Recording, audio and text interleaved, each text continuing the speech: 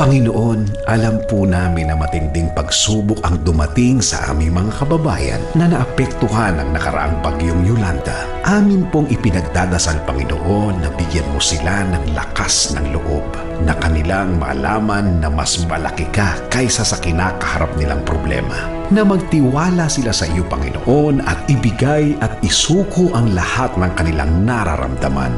Sa aming mga kababayan at mga taga-ibang bansa na naghatid ng kanilang tulong, naway pagpalain mo ang kanilang buhay at ibalik sa kanila ang kanilang ibinigay ng mas marami pa upang magpatuloy ang bayanihan sa buong mundo. Sa aming gobyerno, patuloy niyo po sana silang gabayan sa kanilang gawain para ibangon ang buhay ng mga biktima. Ilayo niyo po sana sa amin ang mga walang saysay na intrigahan at pagtuunan ang tunay na layunin ng lahat, ang suportahan ang bawat isa. Ito ang aming samot dalangin sa pangalan ng inyong anak na si Jesus. Amen.